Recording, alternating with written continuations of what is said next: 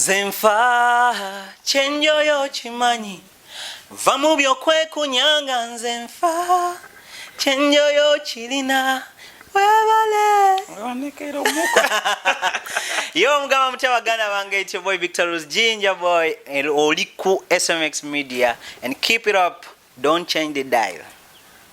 Kuletedde bwino katambi ka Shakib akali mu kubeera nga katambuzibbwa ku social media platforms ez'enjawulo ng'ali ne mwana muwala mu mmotoka omukwano gubasaza mu kabu. Kyokka ate bambi ne Alien Skin alaze solidarity oluvannyuma lw'okuvaayo okubeera ng'awa full support eri Ronald Mayinja nga yeetegekera okubeera ng'akola maiden concert ye eya Old is Gold Ronald Mayinja. So omukulu Alien Skin oluvannyuma lwa Ronald Mayinja okujja n'amuyirawo omubiri, ne Alien Skin asazeewo ayirewo Ronald Mayinja omubiri ng'agenda ne mu rehearsal. Kugambye Alien Skin akoze rehearsal, ayimbye live n'ennyimba za Ronald Mayinja zonna n'aziyimbira mu kwegamba ekigenda okubeera wa Ronald Mayinja kijjube. Lwaki nkoze story eno?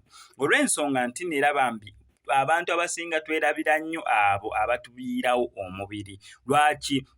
Abantu abo abatuyirawo omubiri gw'omala okuyita ku ddaali obeera oyagala okubeera ng'oyitako ng'omwerabira. Naye Alien Skin tasobodde kubeera nga yeerabira abantu abamuyirawo omubiri. Mujjukira bulungi nnyo Namukwaya okitegeera yakuba akalango ka Namukwaya ne katambula, era bw'atyo n'agenda ne ku concert ya Nkwakyo Festival n'ayimbirako omukulu Alien Skin. Kane Alien Skin ye time ey'okubeera nga azzaayo favor eri Ronald Mayinja ku ebyo byonna byasobodde okubeera nga amukolera. So zino rehearsals nga bwe ziri mu kubeera nga zitambula na buli kimu nga bwe kigendera ddala mu maaso eri ku Fangoni Forest rehearsals gye ziri mu kubeera nga zikwajjiza eza Ronald Mayinja.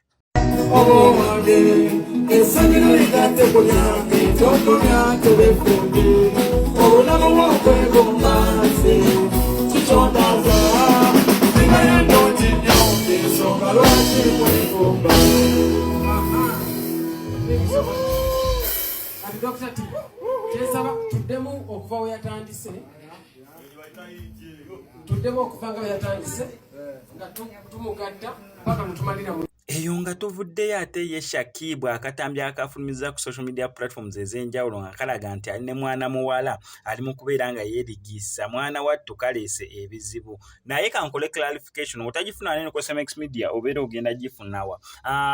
Mwana muwala yennyini DJ Alisha avuddeyo n'ategeeza eggwanga nti yes, yenza ali mwaka akatambi n'omukulu Shakib, naye akatambi ako ka myaka miwanvu nnyo emabega. Akatambi ako si kapya, akatambi ako si kaakati. So kituufu ekyo kyaliwo, twaliko mu nkwasaganya nze ne mwana mulenzi, naye amazima gali nti akatambi kadda. Relationship yange naye oba enkwasaganya yange naye yaggwawo dda. Sofa tuli ba mikwano. So temukireetera kulowooza nti omusajja oyo omufumbo eri Zari yakoze obwenzi. Nedda, Shakib tannaba kubeera ng'akola ku bwenzi, wabula akatambi ako kadda okusinziira ku mwana muwala nga nsina Shakib yavuddeyo okubeera nga abyogera. Katubasabire enkwasaganya ya Zari wamu ne mwana mulenzi Shakib esigale nga ekyali intact obanga bakyali butoola. Naye sofa amaziga gabadde gatandikiddewo okubeera nga gayiika. Wali ku SMX Media wetyo osobodde okubeera nga tukikola. Kankusaba subscribing on ngene ku notification bell tojja kubeera nga missing updates naddala nga zino.